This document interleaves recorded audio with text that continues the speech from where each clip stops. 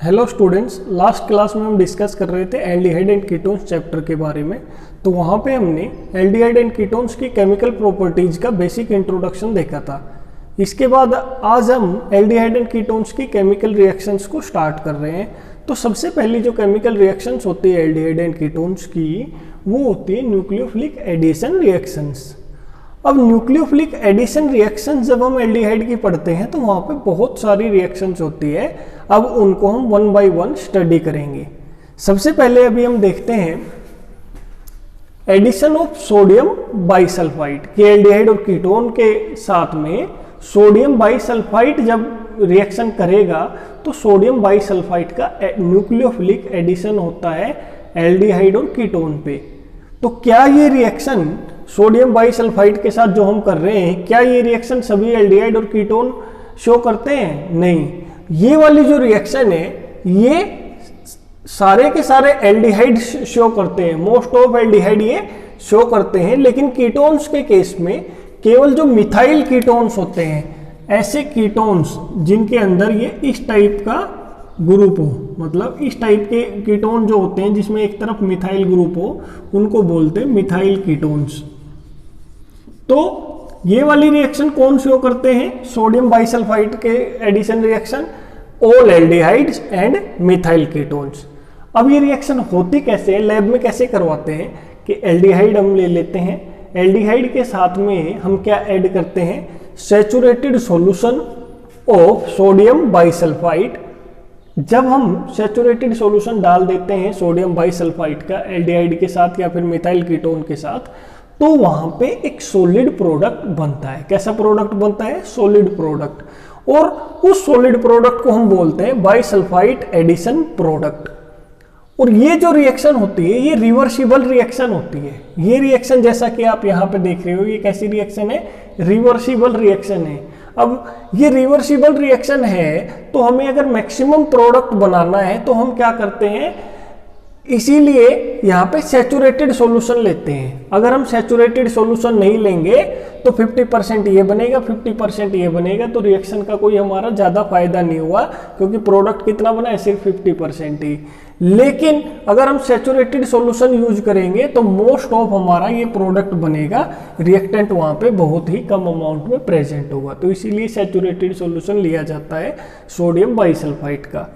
अब एग्जाम्पल पे के अगर हम देखते हैं कि ये हमारे पास कोई एल्डिहाइड या कीटोन है, इसकी रिएक्शन हमने सोडियम बाइसल्फाइड के साथ करवाई है। तो यहाँ पे आप देख रहे हो कि ये जो कार्बोनाइल ग्रुप है, CO ग्रुप है, इसके ऊपर एडिशन हो गया है। इधर ये SO3Na और इधर H, और ये डबल बॉन्ड यहाँ पे खत्म हो गया है। हमें पता है कि जब भी डबल बॉन्ड के साथ में ये डबल बॉन्ड है, यहाँ पे कोई ग्रुप ऐड करें और यहाँ पे कोई ग्रुप ऐड कर देते हैं तो ये डबल बॉन्ड हमारे खत्म हो जाते हैं। तो इसी तरह इस कार्बोनाइल ग्रुप के कार्बन पे भी एक ग्रुप जुड़ गया ये, और ऑक्सीजन पे भी एक ग्रुप ये हाइड्रोजन जुड़ गया है, इसलिए डबल बॉन्ड यहाँ पे खत्म हो गया है। तो इसी तरह से अगर बेंजल्डिहाइड इसके साथ रिएक्शन करेगा तो ये एडिशन प्रोडक्ट बनेगा। बाइसल्फाइड एडिशन प्रोडक्ट कैसा बनेगा? ये बनेगा।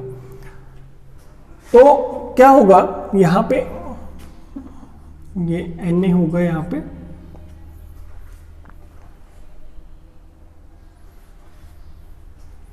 अब इस रिएक्शन का मैकेनिज्म देखते हैं। मैकेनिज्म देखेंगे तो मैकेनिज्म से हमें क्या पता चलता है कि इस रिएक्शन के अंदर ये जो बाइसल्फाइड आयन होता है, इस आयन को क्या बोलते हैं? Bisulphide ion.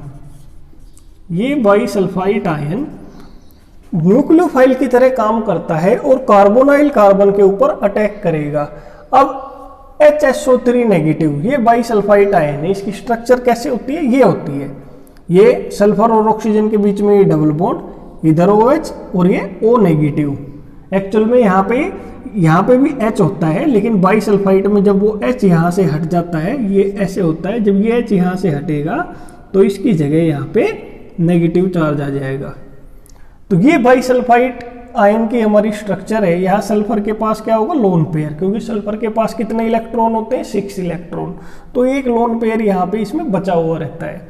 अब इस कार्बोनाइल कार्बन के ऊपर इसको अटैक करना है तो इस कार्बोनाइल कार्बन के ऊपर अटैक करने के लिए यहाँ पे ये ऑक्सीजन नेगेटिव भी अटैक कर सकता है, ये भी न्यूक्लियोफिलिक है। सल्फर के पास ये लोन पेयर, ये भी अटैक कर सकता है, तो ये भी न्यूक्लियोफिलिक है। तो दो न्यूक्लियोफिलिक सेंटर है, एक O नेगेटिव और एक सल्फर। तो अब यहाँ पे एक्चुअल में इस रिएक्शन के अंदर अटैक किसका होता है, इस सल्फर के थ्रू अटैक होता है। अब सल्फर के थ्रू अटैक क्यों होता है, सल्फर के थ्रू इसलिए अटैक होता है क्योंकि सल्फर मोर न्यूक्लियोफिलिक होता है as compare to this oxygen. तो जब ये इस पे अटैक करेगा तो कार्बन के यहाँ 4 बॉन्ड ऑलरेडी हैं, तो इसलिए एक बॉन्ड ये इधर शिफ्ट हो गया, ऑक्सीजन पे आ गया, तो ये SO3H बन गया और ये O नेगेटिव। अब क्या होगा, ये स्ट्रॉन्ग बेस होता है, ऑक्सीजन के ऊपर नेगेटिव चार्ज मतलब स्ट्रॉन्ग बेस, और ये एसिडिक नेचर का होता है, तो इसलिए एक H यहाँ से निकल के ये इंट्रामोलिकुलर प्रोटॉन का ट्रांसफर होगा, यहाँ से ये यहाँ पे चला जाएगा। और फिर ये जो Na जो इसका काउंटर आयन था, ये बाद में इस SO3 के साथ जुड़ जाएगा, क्योंकि यहाँ पे नेगेटिव है यहाँ पे पॉजिटिव है, तो इसको बैलेंस करने के लिए Na पॉजिटिव यहाँ पे अटैच हो जाएगा। तो ये है mechanism sodium bisulphide addition reaction का। अब इस रिएक्शन का हम क्यों पढ़ रहे हैं, इस रिएक्शन का प्रैक्टिकल यूज क्या है, लैब में हम इस रिएक्शन को कैसे यूज कर सकते हैं। तो ये जितने भी हमारे पास सोडियम बाइसल्फाइड एडिशन प्रोडक्ट होते हैं, ये जितने भी सोडियम बाइसल्फाइड एडिशन प्रोडक्ट होते हैं, अगर इनकी रिएक्शन हम डाइल्यूट एसिड के साथ या फिर डाइल्यूट बेस के साथ अगर करवाते हैं, तो ये रिएक्शन कंप्लीटली रिवर्स हो जाती है। ये रिएक्शन एग्जैक्टली ऐसे रिवर्स हो जाएगी। जब ये रिएक्शन रिवर्स होगी तो जो भी हमारा एल्डिहाइड या कीटोन जो स्टार्टिंग में होता है वो हमें वापस मिल जाएगा। तो कहने का मतलब अब इस रिएक्शन का क्या यूज करते हैं, जैसे हमारे पास कोई एल्डिहाइड का मान लो सैंपल है, एक बीकर के अंदर एल्डिहाइड है लेकिन उसके साथ में कुछ इम्प्योरिटी भी प्रेजेंट है, तो हमें सिर्फ एल्डिहाइड को निकालना है उस इम्प्योरिटी से अलग करके। तो क्या करेंगे, हम सोडियम बाइसल्फाइड एडिशन रिएक्शन करवाएंगे, तो सोडियम बाइसल्फाइड एडिशन प्रोडक्ट बन जाएगा इस तरह से। और ये जो प्रोडक्ट होते हैं ये कैसे होते हैं, क्रिस्टलाइन, तो ये सॉलिड बन जाएंगे और सॉलिड बन के ये नीचे प्रेसिपिटेट बना लेंगे।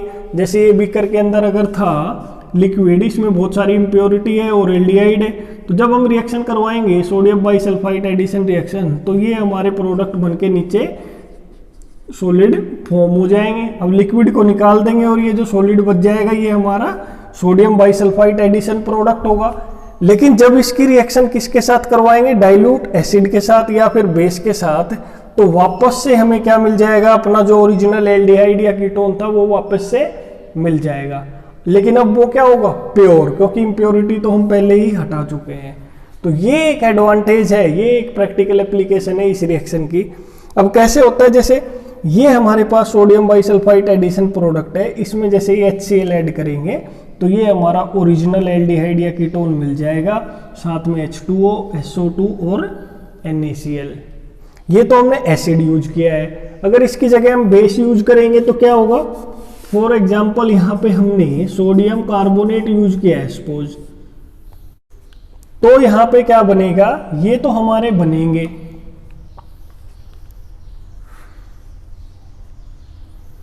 तो ये कार्बोनाइल कंपाउंड जो ओरिजिनल था वो तो हमारा बनेगा ही, साथ में यहाँ पे क्या बनेगा, यहाँ पे इसके केस में एक तो हमारा सोडियम बाइकार्बोनेट बनेगा और सोडियम सल्फाइड बनेगा Na2SO3। तो ये हमने कंप्लीट रिएक्शन को स्टडी कर लिया है, सोडियम बाइसल्फाइड एडिशन रिएक्शन को। इसके बाद अभी हम देखते हैं रिएक्शन विद अमोनिया डेरिवेटिव, कि जो भी हमारे एल्डिहाइड या कीटोन होते हैं वो अमोनिया डेरिवेटिव के साथ कैसे रिएक्शन करते हैं। तो सबसे पहले तो अमोनिया डेरिवेटिव क्या होते हैं, जैसे हमें नाम से पता चल रहा है अमोनिया डेरिवेटिव, कि कोई भी ऐसे कंपाउंड जिसको हमने अमोनिया से बनाया है, अमोनिया से डेराइव किया हुआ है, तो ये अमोनिया होता है NH3। तो क्या होता है अमोनिया डेरिवेटिव्स में, इस अमोनिया में से एक हाइड्रोजन हटा के, माइनस में हाइड्रोजन हटा के कोई ग्रुप G लगा देते हैं, कि ये NH3 था, इसमें से एक हाइड्रोजन हटाया और ये ग्रुप G लगा दिया, तो इस टाइप के कंपाउंड को बोलेंगे अमोनिया डेरिवेटिव्स।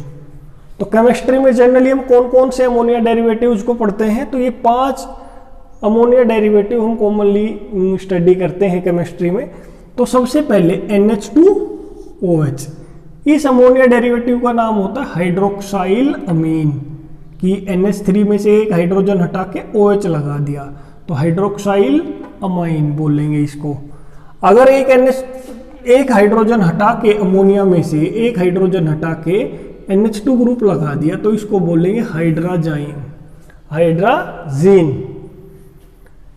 अब क्या हुआ है, अमोनिया में से एक हाइड्रोजन हटा के यहाँ पे क्या लगा दिया है, NHC6H5, एनिलीन का डेरिवेटिव लगा दिया यहाँ पे।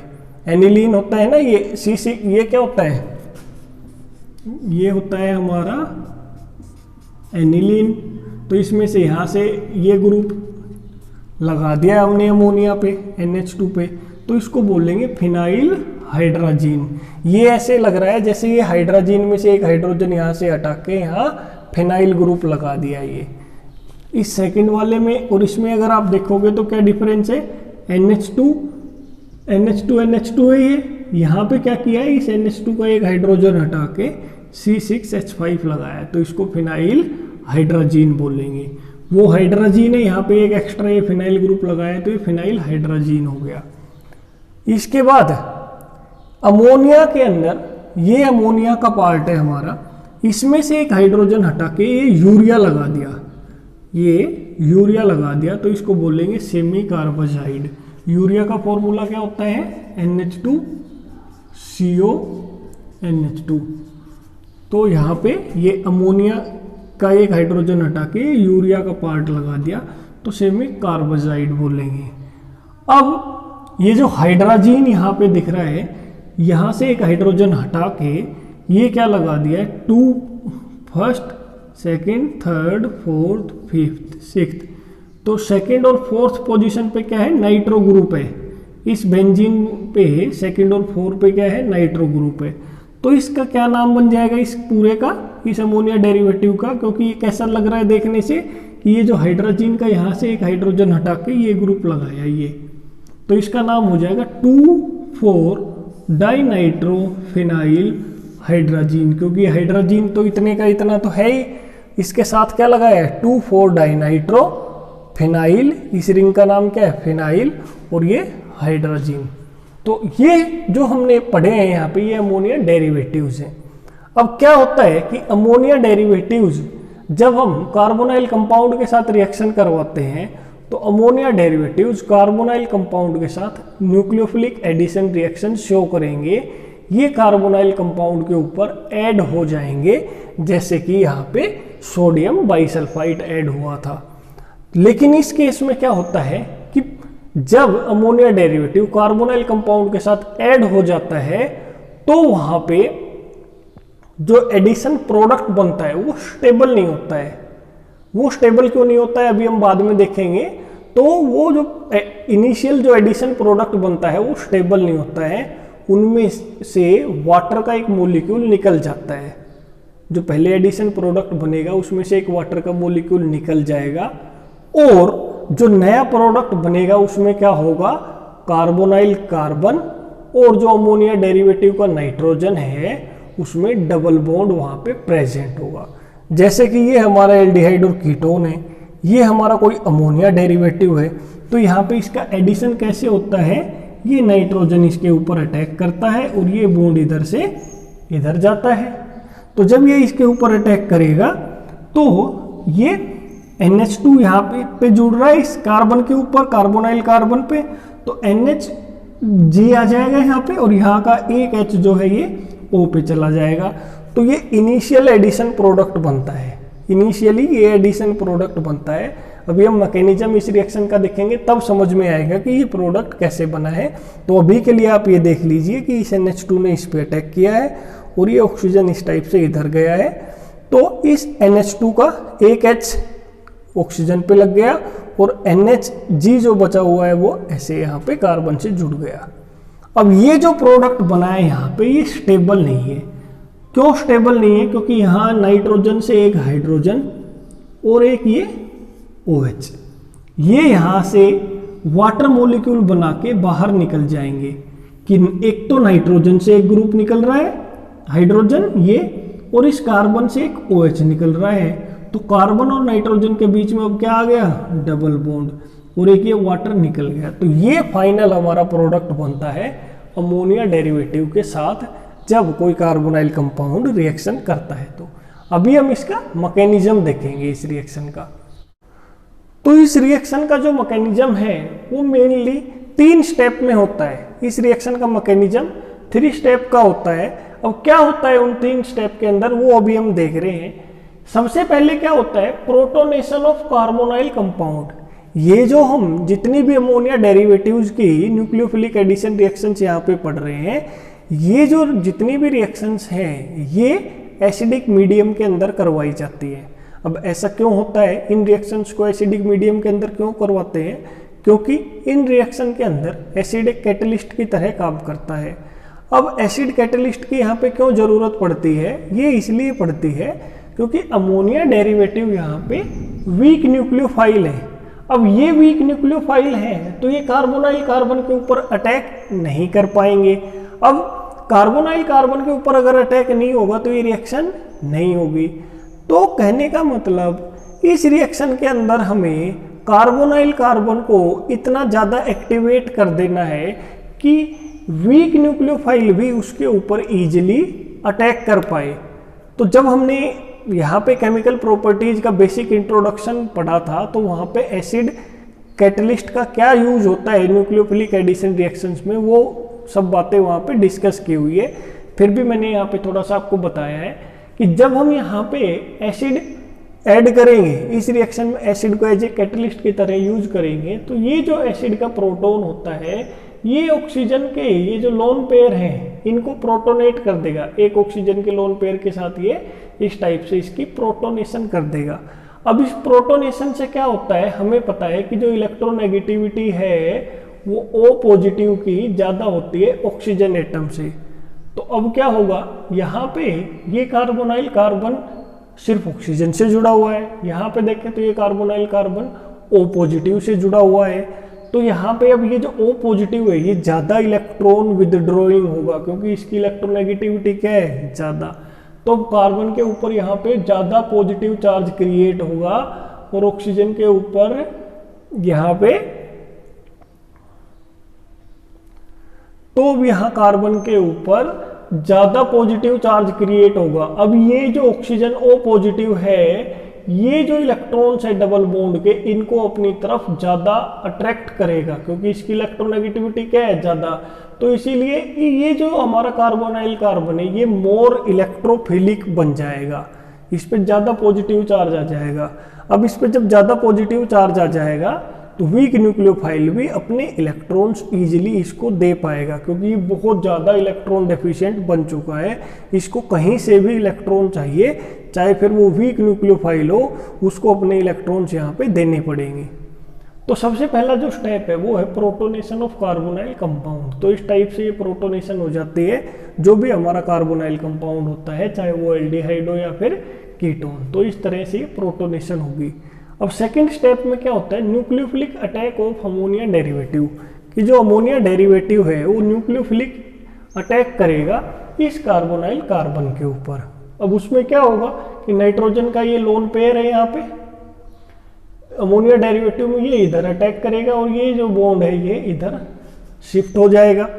तो अब क्या होगा, जब ये इधर शिफ्ट हो जाएगा तो ये OH है यहाँ पे, ये OH है यहाँ पे, तो ये हमारा प्रोडक्ट इस टाइप से बनेगा। अब नाइट्रोजन का ये जो लोन पेयर यूज हुआ है बॉन्ड बनाने के लिए, इसलिए नाइट्रोजन पे ये पॉजिटिव चार्ज आ गया और ये डबल बॉन्ड जब इधर मूव करेगा ऑक्सीजन के ऊपर तो ऑक्सीजन का पॉजिटिव चार्ज यहाँ पे खत्म हो गया है। इसके बाद नेक्स्ट स्टेप में क्या होगा, NH2 के ऊपर यहाँ पे पॉजिटिव चार्ज दिखाई दे रहा है, नाइट्रोजन अपने ऊपर पॉजिटिव चार्ज नहीं रखना चाहेगा। तो अब क्या होगा, नाइट्रोजन में से एक प्रोटॉन निकल जाएगा, यहाँ से एक प्रोटॉन निकल जाएगा।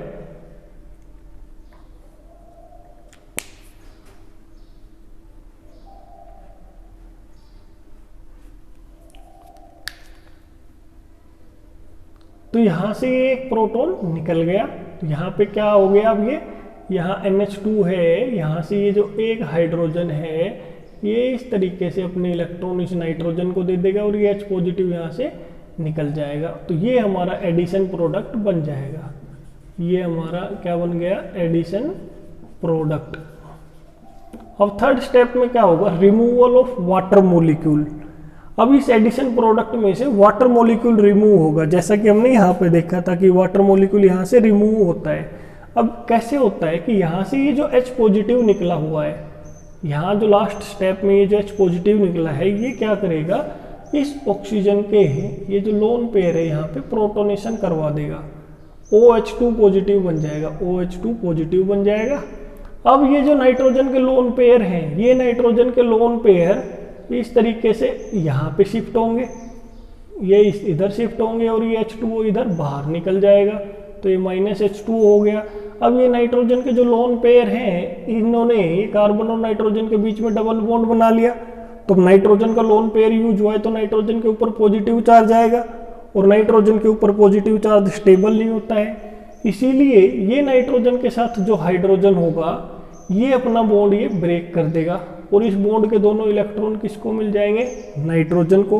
तो अब नाइट्रोजन का ये पॉजिटिव चार्ज यहाँ पे खत्म हो गया, क्योंकि इसको इलेक्ट्रॉन मिल गए हैं इस वाले बॉन्ड के, और ये H पॉजिटिव यहाँ से बाहर रिलीज हो जाएगा। जो हमने स्टार्टिंग में यहाँ पे H पॉजिटिव यूज किया था वो लास्ट में फ्री हो गया है। तो यही होती है एसिड कैटेलिसिस। कैटलिस्ट क्या होते हैं, जो रिएक्शन में कंज्यूम नहीं होते हैं, एज इट इज फाइनल जब प्रोडक्ट बनता है तो वो एज इट इज बच जाते हैं। जैसे कि यहाँ पे H पॉजिटिव शुरू में यूज किया था, लास्ट में फिर से H पॉजिटिव हमारा जनरेट हो गया है। तो ये है मैकेनिज्म। अमोनिया डेरिवेटिव्स जब न्यूक्लियोफिलिक तरीके से ऐड होते हैं कार्बोनाइल कंपाउंड के साथ, तब क्या मैकेनिज्म होता है वो हमने यहाँ पे देख लिया। अब इस रिएक्शन के अंदर रोल ऑफ पीएच की बात हो रही है। अब हमें पता है कि ये जो रिएक्शन होती है एसिड कैटलिस्ट की प्रेजेंस में होती है। अब एसिड कैटेलिसिस की हम बात करें इस रिएक्शन के लिए, तो इस रिएक्शन के अंदर जब हम एसिड कैटलिस्ट को यूज करेंगे तो इस रिएक्शन के अंदर जो पीएच होगा, जो एसिडिक नेचर होगा इस पूरे सॉल्यूशन का, वो हमें बड़ा ही केयरफुली तरीके से उसको मेंटेन रखना होगा। अगर हम सॉल्यूशन को बहुत ज़्यादा हाईली एसिडिक बना देंगे, अगर हम बहुत ज़्यादा हाईली एसिडिक बना देंगे, टू एसिडिक बना देंगे, तो क्या होगा कि सॉल्यूशन के अंदर जब बहुत ज़्यादा एसिड हमने यूज कर लिया तो अमोनिया डेरिवेटिव, ये हमारा अमोनिया डेरिवेटिव है, तो सॉल्यूशन अगर बहुत ज़्यादा एसिडिक है तो सॉल्यूशन का जो H पॉजिटिव होगा वो अमोनिया डेरिवेटिव का ये जो लोन पेयर है इसको प्रोटोनेट कर देगा, इस लोन पेयर को प्रोटोनेट कर देगा, NH3 बन जाएगा। ये इस लोन पेयर के साथ कौन कंबाइन कर लेगा, ये H पॉजिटिव जो एसिड से आया है, तो वो कंबाइन करके ये प्रोटोनेट कर दिया उसने अमोनिया डेरिवेटिव को। अब इस अमोनिया डेरिवेटिव के पास लोन पेयर है ही नहीं रिएक्शन को आगे करवाने के लिए, क्योंकि रिएक्शन आगे कब होती है, जब अमोनिया डेरिवेटिव का ये लोन पेयर इस पे अटैक करता है। अब लोन पेयर यहाँ पे बचा ही नहीं है अमोनिया डेरिवेटिव के पास, तो ये रिएक्शन आगे प्रोसीड नहीं होगी, रिएक्शन हमारी स्टॉप हो जाएगी, प्रोडक्ट हमारा नहीं बनेगा। तो ये तो हमने देख लिया कि जो हमारा सॉल्यूशन होता है इस रिएक्शन में वो बहुत ज़्यादा एसिडिक नहीं होना चाहिए। अब अगर हम बात करें कि इस रिएक्शन में जो सॉल्यूशन होता है वो हमारा बहुत कम एसिडिक भी नहीं होना चाहिए, उसका एसिडिक नेचर बहुत कम भी नहीं होना चाहिए। अगर एसिडिक नेचर उस सॉल्यूशन का बहुत कम होगा तो उस केस में ये पहले वाला स्टेप ही नहीं होगा, क्योंकि एसिडिक नेचर कम होने का मतलब यहाँ पे ये प्रोटॉन्स ये नहीं होंगे, जब ये नहीं होंगे तो ये वाला स्टेप नहीं होगा, जब ये वाला स्टेप नहीं होगा तो बाकी स्टेप कैसे होंगे, तो रिएक्शन फिर से रुक जाएगी। तो कहने का मतलब जो इस रिएक्शन में सॉल्यूशन का जो एसिडिक नेचर है, सॉल्यूशन के अंदर जो भी एसिड का अमाउंट है, जो पीएच है, वो हमें केयरफुली मेंटेन रखना होगा। और इस रिएक्शन के लिए देखें हम इन अमोनिया डेरिवेटिव की रिएक्शन के लिए, तो सॉल्यूशन का हमें एसिडिक नेचर इस तरह से रखना है ताकि पूरे सॉल्यूशन का जो पीएच है वो 4 से 5 तक हो, 4 to 5 होना चाहिए अप्रोक्सीमेटली पीएच रिएक्शन सॉल्यूशन का इस रिएक्शन की कंप्लीशन के लिए, तभी हमारी रिएक्शन अच्छे से प्रोसीड हो पाएगी, अदरवाइज हमारी रिएक्शन नहीं होगी।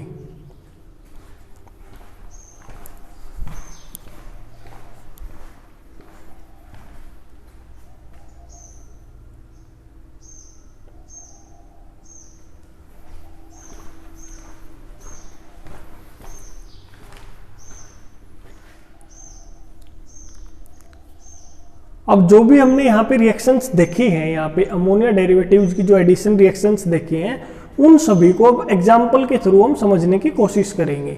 तो सभी अमोनिया डेरिवेटिव्स को अब हम न्यूक्लियोफाइल की तरह यूज करते हुए कुछ एग्जाम्पल देखेंगे इन रिएक्शंस के। तो सबसे पहले हम देखते हैं रिएक्शन विद हाइड्रोक्साइल अमीन, कि जो भी एल्डिहाइड और कीटोन होते हैं, जब वो हाइड्रोक्साइल अमीन के साथ रिएक्शन करेंगे तो उनकी रिएक्शन से जो एडिशन प्रोडक्ट बनेगा उनको क्या बोलेंगे, oximes. Those products are called oximes. कि जब भी हाइड्रोक्साइल अमीन किसी भी एल्डिहाइड या कीटोन के साथ रिएक्शन करेगा तो इस तरह से हमें पता है ये H2 और ये O निकल जाता है और ये डबल बॉन्ड आ जाता है। ये पूरा मैकेनिज्म हमने डिटेल्ड में देख लिया है। तो इस टाइप के जो प्रोडक्ट होते हैं उनको क्या बोलते हैं, ऑक्साइम्स। अगर ये एल्डिहाइड है तो एल्डोक्साइम्स, अगर ये कीटोन है तो ये कीटोक्साइम्स। अब यहाँ पे एग्जांपल देखते हैं। ये एसिटाल्डिहाइड हमने लिया है, इसकी हाइड्रोक्साइल अमीन के साथ रिएक्शन करवाइए, ये एसिडिक मीडियम तो प्रेजेंट रहता ही है। तो ये जो प्रोडक्ट बनेगा, ये जो प्रोडक्ट बना है इसको बोलेंगे एसिड एल्डोक्साइम। एसिड एल्डिहाइड से बना है तो एसिड एल्डोक्साइम, तो ये बन गए ऑक्साइम।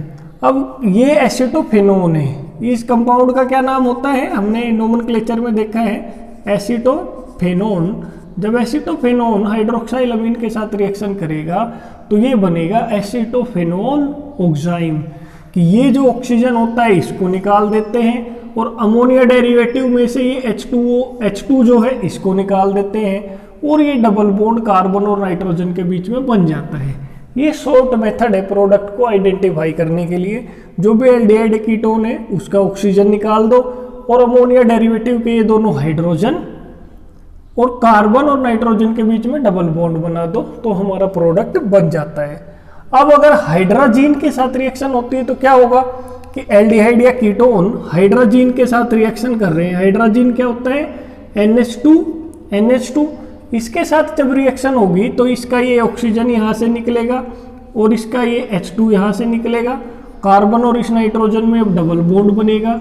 तो जब भी हाइड्रोजीन के साथ रिएक्शन होती है एल्डिहाइड या कीटोन की तो क्या प्रोडक्ट बनते हैं, हाइड्राजोन। These are hydrazone. तो जब ये एल्डिहाइड रिएक्शन करेगा हाइड्रोजीन के साथ तो एसिटाल्डिहाइड हाइड्राजोन, और ये कीटोन रिएक्शन करेगा एसीटोन। ये इस कीटोन का क्या नाम है, एसीटोन। जब ये हाइड्रोजीन के साथ रिएक्शन करेगा तो एसीटोन हाइड्राजोन। तो इस तरह से ये प्रोडक्ट बनते हैं। आपको क्या याद रखना है कि हाइड्रोक्साइल अमीन जब रिएक्ट करता है तो ऑक्साइम बनते हैं, हाइड्रोजीन रिएक्शन करता है तो हाइड्रोजोन बनता है। इधर हम देखते हैं रिएक्शन विद फिनाइल हाइड्रोजीन, है तो ये भी हाइड्रोजीन, सिर्फ इसमें फिनाइल लगा हुआ है ये। तो फिनाइल हाइड्रोजीन रिएक्शन करेगा तो क्या बनेगा, फिनाइल हाइड्राजोन। तो यहाँ पे इसी तरीके से ये एल्डिहाइड है, ये रिएक्शन करेगा इस हाइड्रोजीन के साथ, फिनाइल हाइड्रोजीन के साथ, तो इसका नाम क्या होगा, बेंजल्डिहाइड फिनाइल हाइड्राजोन। ये बेंजल्डिहाइड से बना है ना ये हाइड्राजोन, तो इसका नाम होगा benzaldehyde phenyl hydrazone. Phenyl hydrazine जब रिएक्शन करता है एल्डिहाइड या कीटोन के साथ तो जो प्रोडक्ट बनते हैं ये, इनको बोला जाता है फिनाइल हाइड्राजोन। इसके बाद हम रिएक्शन विद सेमी कार्बोजाइड, हमने देखा था सेमी कार्बोजाइड क्या होता है। जब सेमी कार्बोजाइड के साथ रिएक्शन होगी तो उस केस में क्या होगा,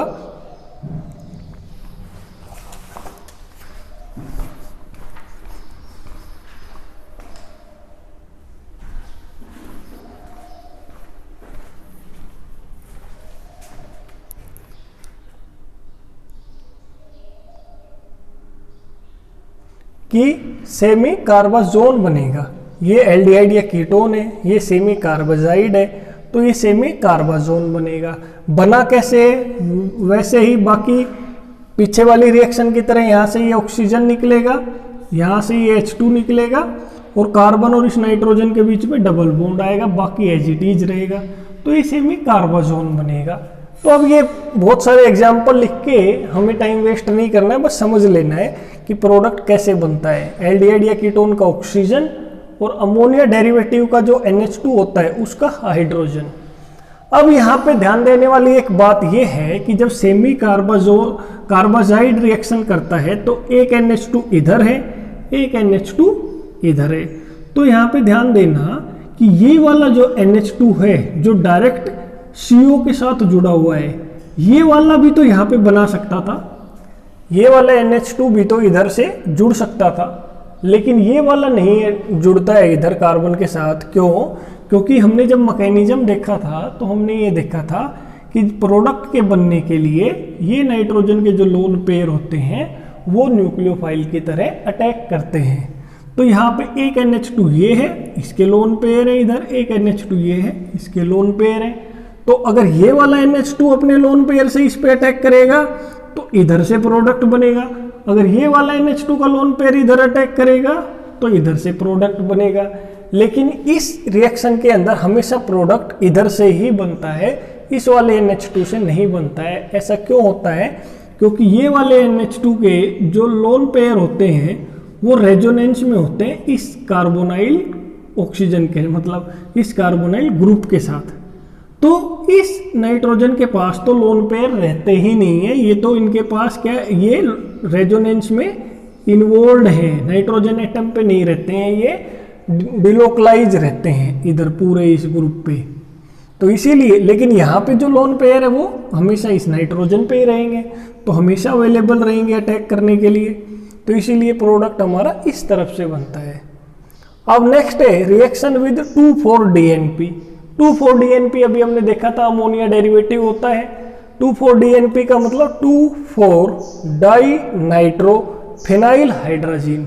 2,4-डाइनाइट्रोफिनाइल हाइड्रोजन ये होता है कि 1 2 3 4 5 6 2 और 4 पे क्या है, डाइनाइट्रो, ये फिनाइल रिंग है, 2,4-डाइनाइट्रोफिनाइल, और ये ग्रुप क्या है हमारा, हाइड्रोजन। तो 2,4-DNP क्या होता है, 2,4-डाइनाइट्रोफिनाइल हाइड्रोजन। जब ये किसी भी एल्डिहाइड या कीटोन के साथ रिएक्शन करता है तो सॉलिड कलर का प्रोडक्ट हमारे पास बनता है, और वो सॉलिड,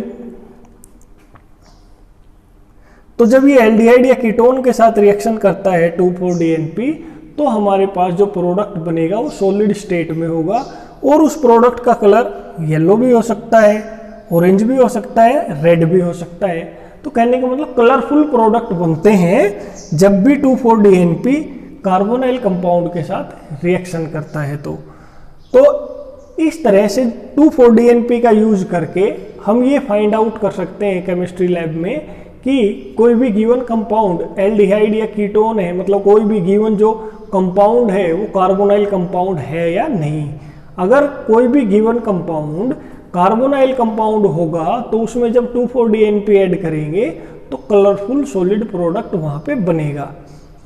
तो ये जो 2,4-DNP होता है इसको ब्रेडी रिएजेंट भी बोलते हैं। This is also known as Brady's reagent. तो इसमें भी रिएक्शन बाकी की तरह ही होती है, एल्डिहाइड या कीटोन का ये ऑक्सीजन और ये हाइड्रोजन के NH2 का, मतलब ये जो अमोनिया डेरिवेटिव उसका ये H2, तो ये यहाँ से निकल जाते हैं और कार्बन और नाइट्रोजन के बीच में ये डबल बॉन्ड यहाँ पे आ जाता है। तो 2,4-डाइनाइट्रोफिनाइल हाइड्रोजन, इस तरीके से ये प्रोडक्ट बनता है। तो यहाँ पे हमने अमोनिया डेरिवेटिव्स की जितनी भी रिएक्शंस थी वो यहाँ पे स्टडी कर ली है, मैकेनिज्म देख लिया है, रोल ऑफ pH क्या होता है इस रिएक्शन में वो भी देख लिया है।